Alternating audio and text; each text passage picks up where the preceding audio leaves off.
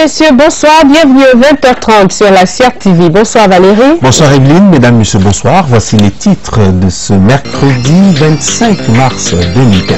Le commandant de la base 301 de Ngaoundéré et le commandant du secteur militaire numéro 5 sont en fonction. Ils ont été installés aujourd'hui par le ministre de la Défense. L'état de veille et de vigilance a été prescrit pour sécuriser les frontières. Des services bancaires à la portée de tous et à moindre coût. Voilà l'ambition de la BEAC. La Banque centrale veut mettre la question à la réflexion des experts de la finance, des PME et de la vie sociale. C'était à Brazzaville, au Congo. Et puis en sport, une victoire des Lions indomptables à Surabaya 1-0 ce matin face à l'Indonésie dans ce match amical FIFA. On a pu voir à l'œuvre les jeunes recrues de Volker Finke, Daniel Ndi de FC Dijon et Denis Ngwessi d'Unisport du Oncam. Voilà pour les titres. Mesdames, Messieurs, une fois encore, bonsoir. Le ministre de la Défense poursuit sa tournée d'installation des responsables récemment nommés par le président de la République. Deux nouveaux commandants ont pris leurs fonctions aujourd'hui à Ngaoundéré, dans la région de la Damawa. Il s'agit du commandant de la base aérienne 302 et du commandant du secteur militaire numéro 5. Le ministre de la Défense a insisté sur la situation sécuritaire aux frontières camerounaises qui nécessite une attention de tous les instants. Edgar Alain Mbongo a demandé aux nouveaux promus de travailler à l'éradication de l'insécurité dans leur zone de commandement. Le compte rendu de notre envoyé spécial à Ngaoundéré, Florence Meke. La région de la Damawa, 71 000 km², partage une frontière sensible avec la RCA et le Nigeria. Cette région fait l'objet d'importants flux migratoires, source d'activités illicites. Les incursions récurrentes des rebelles dans les villages situés le long de la frontière Est appellent à une vigilance accrue. Cet objectif constitue un défi collectif pour ces nouveaux promus. En tête, le colonel Bouba Bakari, pilote de chasse. Il est le tout premier commandant de la base aérienne 302. Il devra veiller, entre autres, à la défense de l'espace aérien. Secteur militaire numéro 5.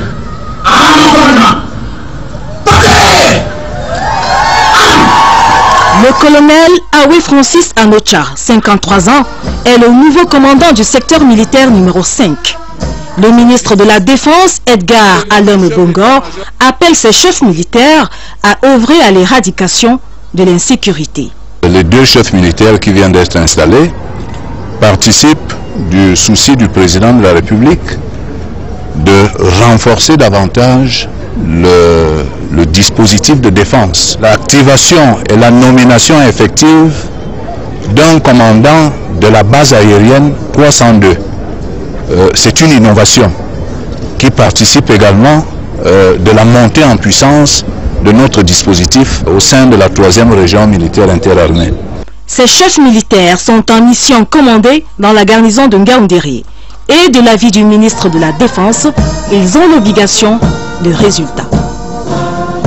En route pour Ngaoundéré, le C-130, l'avion militaire ayant à son bord près de 60 passagers, dont le ministre de la Défense, a été dérouté sur Garoua avant de revenir sur Ngaoundéré.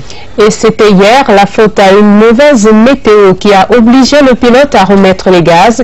Il s'agit en fait d'une séquence normale qui a cependant provoqué une polémique au sein de l'opinion. On a même parlé de crash manqué. Selon l'équipage, il s'agit d'une procédure standard qu'impose ce type de situation pour la sécurité du vol. Le ministre de la Défense revient sur cette polémique. Il était au micro de Florence Meke. Il s'est fait que nous avons décollé de Yaoundé, nous avons volé tout à fait normalement. Et comme cela arrive habituellement au-dessus de Ngaoundéré, il y a eu des orages et le commandant de bord a fait ce qu'on appelle une remise de gaz qui nous a permis de repartir et d'aller atterrir à Garoua en attendant que l'orage puisse se dissiper. Je voudrais d'ailleurs saisir cette occasion pour que les Camerounais sachent une fois de plus le professionnalisme et la compétence de nos forces de défense et en particulier de nos pilotes, parce que ce qui s'est passé hier est une prouesse exceptionnelle. La Banque des États de l'Afrique centrale, BEAC, annonce une stabilisation de la croissance économique sous-régionale pour cette année 2015. Il faudra tout de même tenir compte d'un contexte extérieur relativement difficile et peu porteur de croissance, mais il y a surtout la situation sécuritaire au Cameroun, au Tchad et en Centrafrique qui reste préoccupante. Ces informations ont été rendues publiques aujourd'hui à Yaoundé à l'occasion de la première réunion du comité de politique monétaire de la BEAC. Olivier Kingemoli. Voici les statistiques économiques prévisionnelles pour l'année 2015 dans la sous-région. Une croissance économique de 4,2%, une décélération des tensions inflationnistes de 2,8%, une dégradation du solde budgétaire de moins 6,3% et une aggravation du déficit du compte extérieur courant de 20% du PIB. Pour cause, le contexte extérieur est peu porteur et la situation sécuritaire est préoccupante. À ce niveau, le gouverneur de la BEAC indique sous forme de suggestion. Il serait bon peut-être que la communauté internationale se mobilise davantage, comme dans d'autres cieux, pour venir en aide à des pays de la sous-région qui aujourd'hui connaissent une double conjoncture. Le comité de politique monétaire annonce sur le compte positif en 2015 un relèvement du plafond de refinancement des économies de la sous-région. Nous étions au Gabon à 30 milliards, nous sommes passés à 40 milliards, suivant les besoins que nous anticipons. En Guinée équatoriale, on est passé de 60 à 120 milliards. Au Tchad, on est passé de 60 à 100 milliards. Au Congo, de 60 à 100 milliards. En RCA, on est passé à 15 milliards. Et je crois pour le Cameroun, 100 milliards. Et comment faire face aux aléas de la conjoncture? Il faut désormais mettre davantage l'accent sur la diversification de l'activité économique pour élargir, avoir beaucoup plus de sources de croissance. En 2015, le comité de politique monétaire a en outre décidé de maintenir inchangé le principal taux directeur de la BEAC. Restons en économie pour parler des experts de la finance mondiale qui se sont récemment retrouvés à Brazzaville au Congo pour débattre autour du thème « Finance pour tous », promouvoir l'inclusion financière en Afrique centrale. Très concrètement, les experts en finance ont travaillé sur les préalables et l'obtention des accords pour permettre au plus grand nombre de personnes de pouvoir accéder aux services bancaires et à moindre coût. À la réunion de Brazzaville, en plus des experts venus de l'Occident, il y avait des experts de la sous-région, des opérateurs du secteur privé, la société civile, mais également les PME. Julien Djongo revient de Brazzaville. L'accès aux services financiers est faible en Afrique centrale et les coûts de services, frais d'ouverture et de maintien de compte sont élevés. Obtenir un crédit est une course d'obstacles. Conséquence, le niveau très bas du taux de bancarisation. Le séminaire sur l'inclusion financière tenu ce lundi à Brazzaville va permettre à un plus grand nombre de bénéficier des services de banque et à coût réduit. Nous définissons l'inclusion financière comme étant l'accès des petites et moyennes entreprises et des ménages et des individus à des services financiers de base. Donc, qu'est-ce que j'entends par là? Les comptes en banque simplifiés, les cartes de débit, les transferts d'argent, les modalités de paiement simplifiées. Organisé conjointement par le Fonds monétaire international et la Banque des États de l'Afrique centrale, les travaux ont rassemblé membres du gouvernement universitaire, la société civile, le secteur bancaire, la PME, les femmes, les jeunes, mais aussi le fonctionnaire et l'agriculteur, tous délaissés pour compte dans ce domaine. Collecter l'épargne, ce sont les petits épargnes. Gérer même ça, c'est très compliqué, ça coûte cher. Et même suivre les crédits, tout ça, ça coûte cher. Comment concilier donc le fait que la microfinance soit rentable et deuxièmement que le coût du service à la population soit bas? L'inclusion financière, l'affaire de tous, c'est du moins ce qu'en pensent les organisateurs. Le séminaire tenu en République congolaise en a posé les bases, mais plusieurs préalables doivent notamment l'amélioration du climat des affaires dans la sous-région.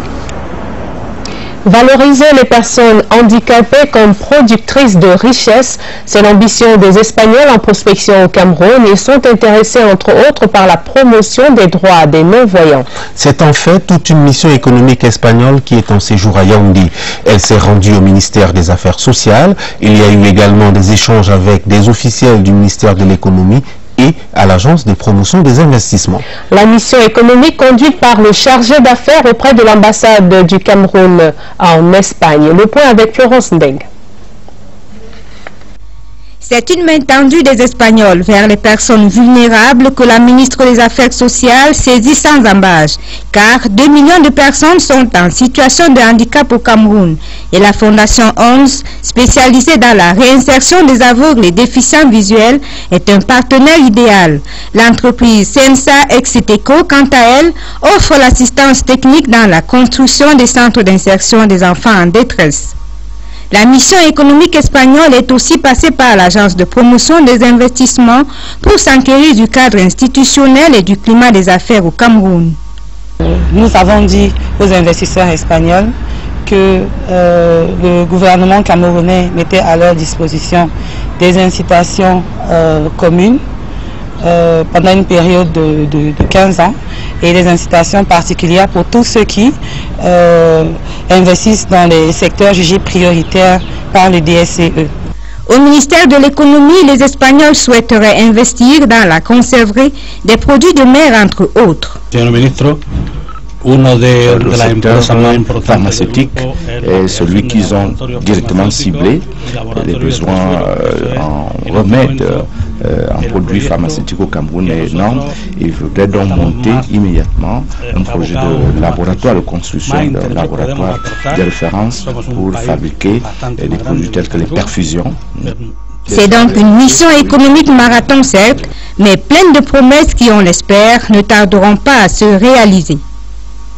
Un atelier sous-régional de partage d'expériences sur la gestion des eaux transfrontalières s'est ouvert ce matin à Yaoundé. Il est animé par la CBLT, la Commission du bassin du lac Tchad, et l'OU, l'Office international de l'eau. Les échanges devraient permettre à la Commission de renforcer ses acquis à travers les retours d'expérience des autres organismes impliqués dans la gestion des eaux transfrontalières, un apport important pour la mise en œuvre de sa propre politique de gestion des eaux transfrontalières. Cet atelier qui va durer 2 jours se déroule en présence du directeur de l'aménagement du territoire et de la mise en valeur des zones transfrontalières au ministère de l'économie. Les détails avec Karine Olive Yabit. Le lac Tchad et son bassin actif constituent une ressource d'eau douce vaste et dynamique, d'importance régionale. En 1964, le lac Tchad, avec ses 25 000 km², était considéré comme le 4e plus grand lac d'Afrique. Depuis, sa superficie n'a cessé de diminuer. Aujourd'hui, elle est estimée à environ 2500 km². Près de 35 millions de personnes sont tributaires des ressources naturelles de cette région.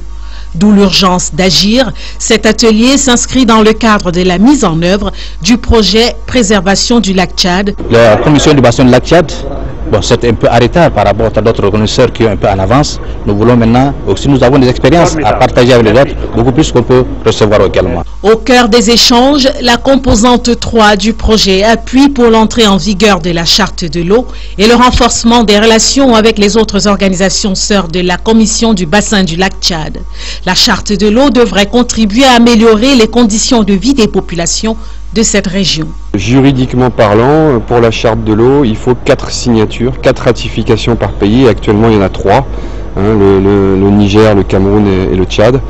Alors, il s'agit en fait de gérer harmonieusement tous les usages de l'eau.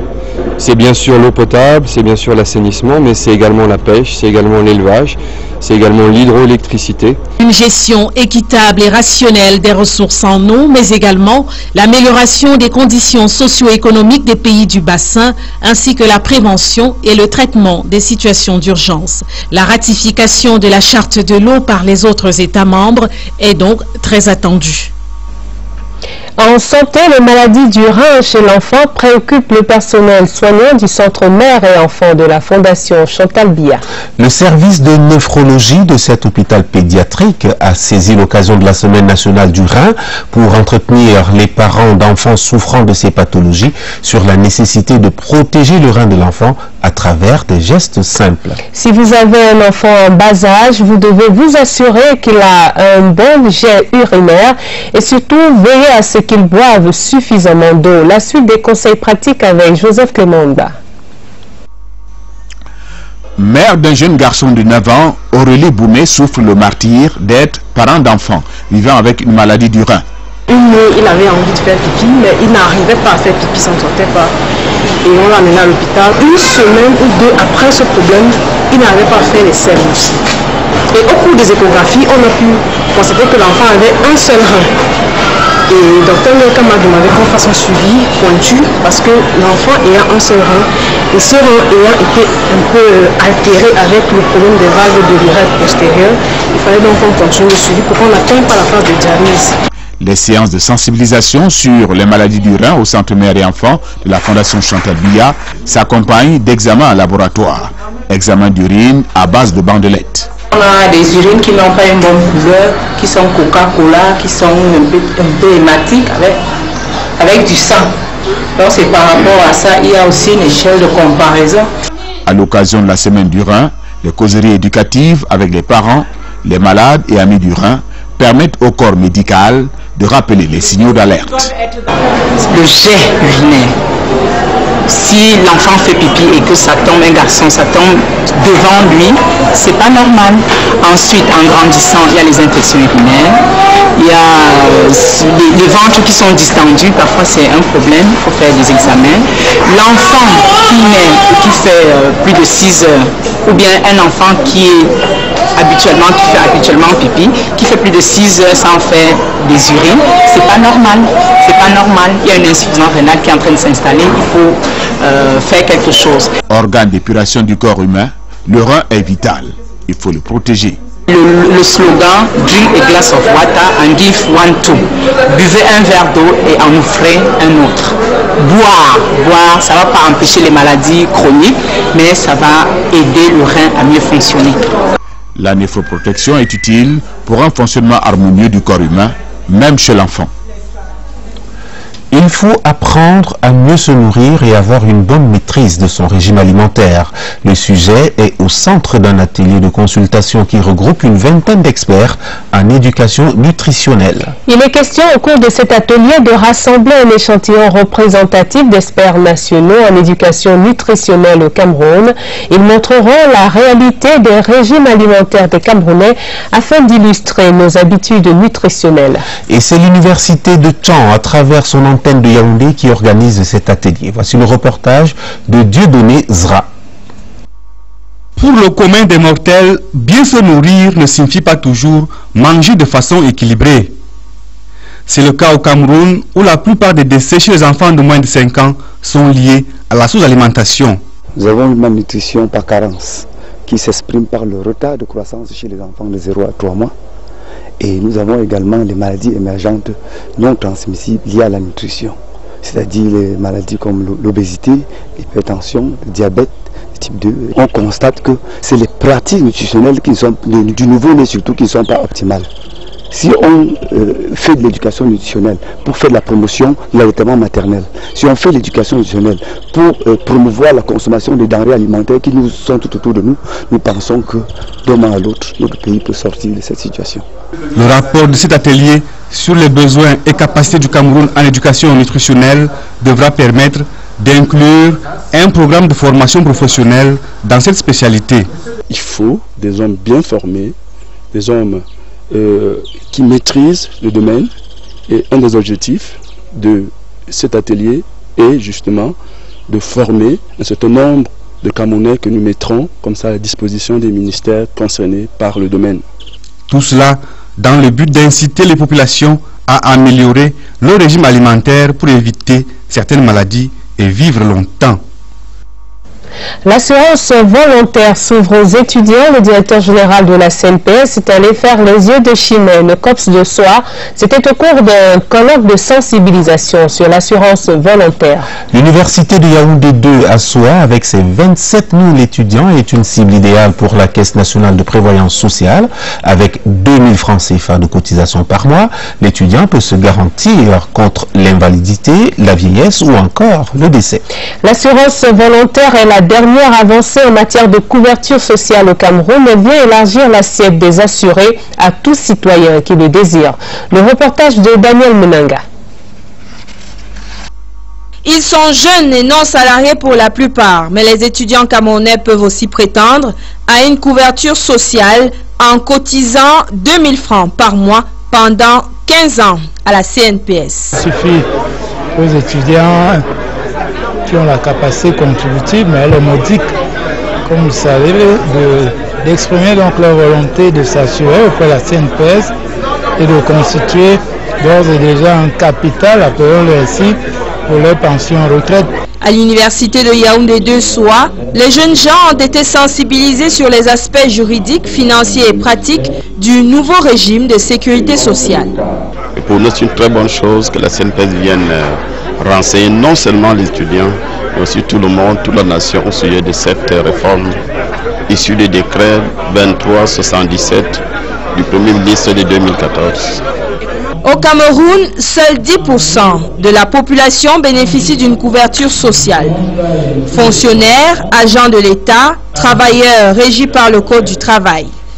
Le décret du 13 août 2014 portant ouverture de l'assurance aux gains petits vient donc étendre la couverture à un plus grand nombre de personnes. Sont concernés Bayam Selam, chauffeurs de moto-taxi, médecins, coiffeurs, bref, tout le monde et même l'étudiant. 30e anniversaire du RDPC le jour d'après l'effervescence de la célébration passée. Le RDPC se projette vers l'avenir. Les cadres du parti ont bien conscience que les défis sont encore nombreux. La paix, la démocratie et la cohésion sociale sont un construit permanent. À ces défis constants sont venus s'ajouter les périls sécuritaires dans l'extrême nord avec la secte Boko Haram et puis à l'est avec le brûlot centrafricain. Réflexions et projections d'après célébration. Notre reporter a soumis quelques cadres du RDPC à un exercice de prospective. Clarisse Emilienne Tan. Le RDPC a 30 ans. L'on s'attendait naturellement à une célébration colorée et enthousiaste, à raison d'ailleurs.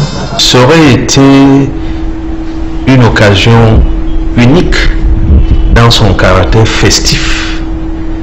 Une occasion pour le parti leader du pays de s'arrêter un moment, non seulement pour célébrer ses succès, parce qu'il y en a eu, mais aussi de réfléchir sur l'avenir.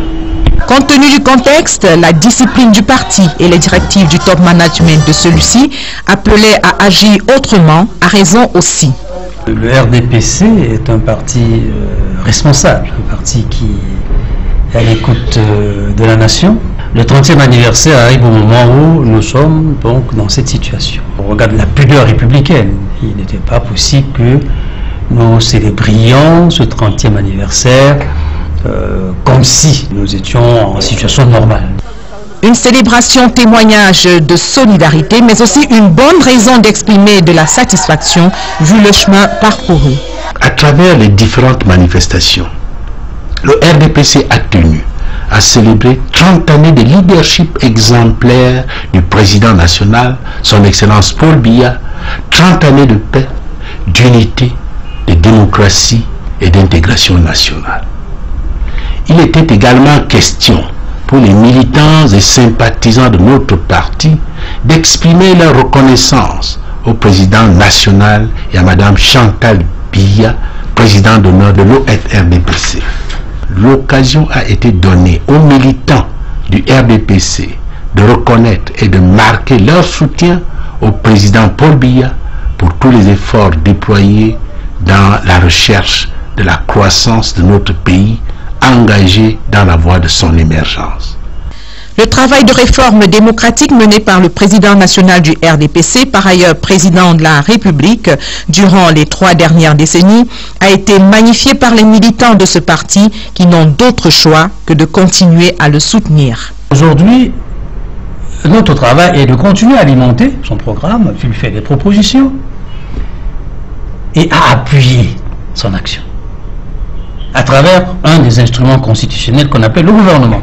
La réflexion à mener pour relever les défis à venir commence par la base du parti qui bénéficie désormais autrement du soutien des hauts cadres du parti. C'est pas tous les jours qu'on a dans une section les militants, les responsables, les élites intérieure comme extérieure.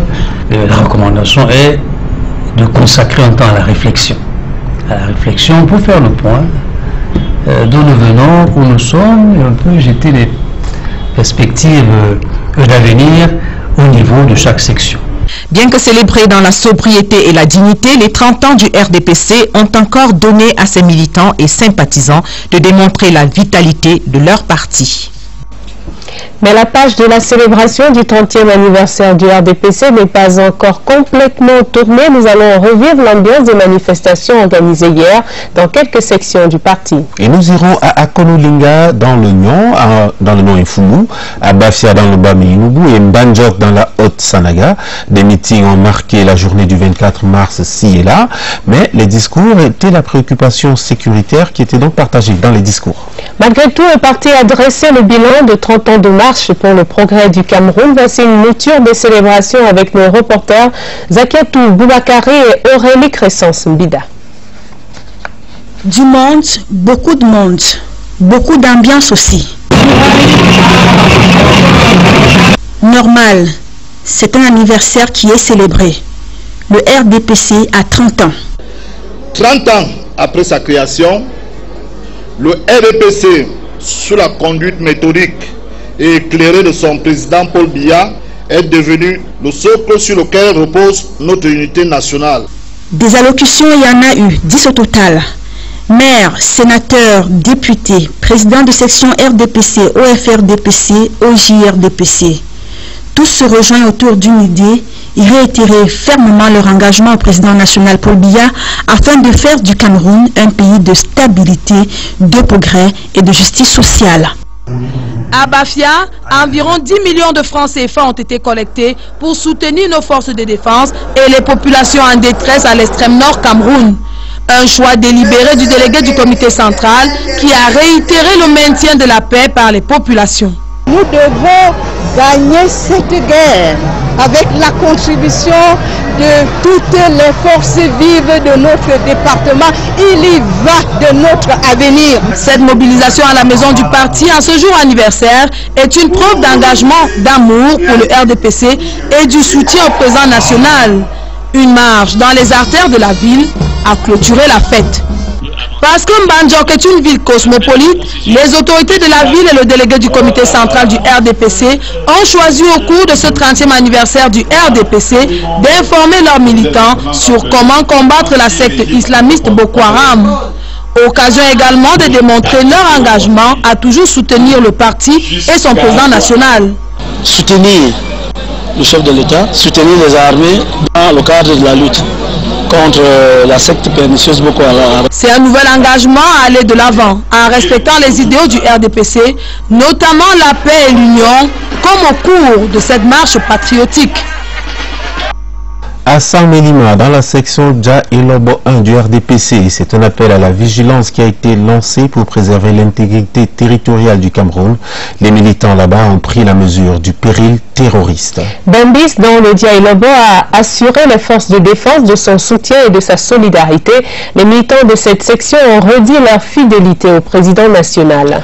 Crédit a aussi tenu ce rendez-vous anniversaire. La section Océan Sud a soufflé sur les 30 bougies du parti.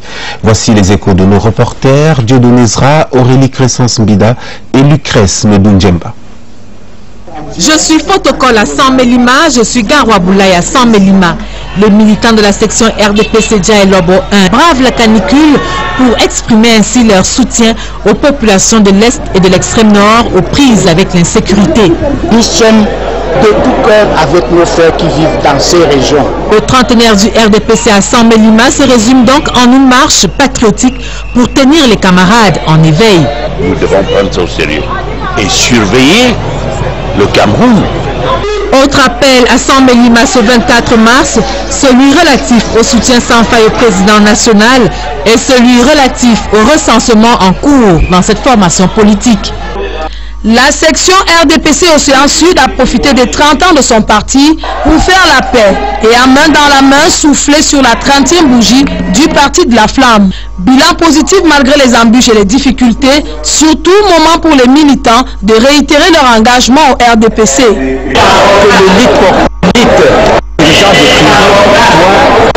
commencer à faire la paix pour que nos populations en profitent. Vous savez, quand nous sommes mobilisés, c'est la population qui subit. C'est très important aujourd'hui de réussir cette paix qui n'était pas facile. Nous allons maintenant avoir un seul combat, le combat du développement. Le meeting anniversaire a été clôturé par une motion et une marche de soutien au président national. En ce 30e anniversaire, les militants RDPC de la section Djaïlobossis font un bilan élogieux de ces 3 dernières décennies. Le RDPC est le creuset du rassemblement dans la section Djaïlobossis parce que le RDPC a gagné toutes les élections ici. Comme un seul homme, les présidents des différentes sous-sections et la base du parti disent non à cette occasion aux troubles perpétrés par Boko Haram. Pour les militants, il faut consolider les acquis de stabilité favorisés par le RDPC pour le bien-être des populations. Des acquis qui permettent déjà à Bembis d'être engagé sur la voie du développement. La place des fêtes de Djoum dans le département du Djaïlobo a connu la mobilisation ce 24 mars, jour anniversaire du parti de la Flamme Ardente. Nous devons tous être unis derrière le chef de l'État. Et nous avons dit que nous engageons déjà les premières victoires. Non seulement sur le plan militaire, mais aussi sur le plan diplomatique. Les militants, les élites et les autorités administratives de la localité ont témoigné leur soutien et leur engagement.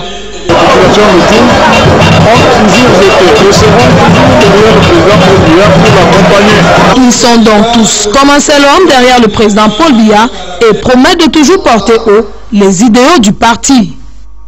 Avant notre note brève à l'étranger, que je vous signale ce télégramme officiel du président de la République du Cameroun à son Excellence Prokopis Pavlopoulos, président de la République hellénique, à l'occasion de la célébration de la fête nationale de la République hellénique ce 25 mars 2015. Evelyne. Oui, Valérie, crash de l'Airbus 320 en France. Les 3 dirigeants européens s'unissent face au drame. Le président français s'est rendu sur les lieux du crash dans les Alpes françaises avec la chancelière allemande Angela Merkel et le chef du gouvernement espagnol Mariano Rajoy. Il a participé aujourd'hui à une cérémonie de recueillement à la mémoire des 150 victimes. Et pour ce qui est de l'enquête, une seule des 2 boîtes noires a été retrouvée pour le moment. Mais selon les responsables du bureau enquête et accident, il est encore trop tôt pour tirer la moindre conclusion. Toutefois, sur le terrain, la concentration des débits n'est pas compatible avec l'hypothèse d'une explosion en vol. Et nous voici en sport, football, match amical Indonésie-Cameroun. Les Lions indomptables se sont imposés 1-0. La rencontre s'est déroulée à Surabaya, la seconde ville de l'Indonésie. Le but a été marqué à la 36e minute par Vincent Aboubakar. Volker Finke a saisi l'occasion de ce match pour faire tourner son effectif et surtout tester les nouveaux joueurs. C'est une victoire certes, mais les Lions n'ont pas vraiment convaincu. Il y a encore des choses à revoir. Voici le reportage de Laray Salamatou. Pour leur première sortie après la Coupe d'Afrique des Nations, les Lions indomptables renouent avec la victoire. Mais l'équipe du Cameroun n'a pas pour autant montré un visage conquérant face aux Garuda, les rouges et blancs de l'Indonésie. Un début de match timide, quelques actions de part et d'autre sans véritable occasion de but. Légère domination du Cameroun qui sera récompensée à la 36e minute par un but signé à Boubacar Vincent. Après un bon débordement de Henri Bedimo, l'attaquant du FC Porto, placé au point de pénalty, bat Wirawan sans difficulté. 1-0 jusqu'à la pause malgré quelques tentatives. La deuxième période est plus engagée. Les Indonésiens cherchent l'égalisation, le chemin de but est fermé. Les Lions indomptables pressent ses joueurs. À la 52e minute, Henri Bedimo sert un bon ballon à Benjamin Mukanjo, mais sa frappe est bloquée par la défense. Les attaquants indonésiens Salosa et Tantan réagissent, Fabrice Ondoa tient bon. Les Camerounais multiplient les offensives, Aboubakar Vincent est même passé près d'un doublé, mais sa frappe a trouvé la barre transversale. Malgré la domination du Cameroun et les remplacements effectués, le match s'achève sur le score d'1-0. Un rendement moyen pour les Lions indomptables. Ils peuvent cependant bénéficier d'une circonstance atténuante. Plusieurs sont arrivés lundi soir à Surabaya. Au cours de cette rencontre, Volker Finke a saisi l'occasion pour mettre à l'épreuve Daniel Di et Denis Ngwesi. Les 2 jeunes joueurs étaient titulaires. Ils auront l'opportunité de montrer leur niveau lors du prochain match contre la Thaïlande. Mesdames, Messieurs, c'est donc ici que s'achève ce journal. À retenir, le commandant de la base 302 de Ngaoundéré, la base aérienne 302 de Ngaoundéré et le commandant du secteur militaire numéro 5 sont désormais en fonction. Ils ont été installés aujourd'hui par le ministre de la Défense. Et puis, vous venez de le voir, le Cameroun a battu l'Indonésie 1-0. C'était ce matin, cette nuit pour les Indonésiens, à Surabaya, la seconde ville de ce pays qu'on appelle l'Indonésie. Mesdames, Messieurs, merci de votre bienvenue à l'attention. Retrouvons-nous demain lorsqu'il sera 20h30. D'ici là, vous restez sur les programmes de la CRTV. Bonsoir, bonsoir Evelyne. Bonsoir Valérie, mesdames, messieurs, merci de votre attention.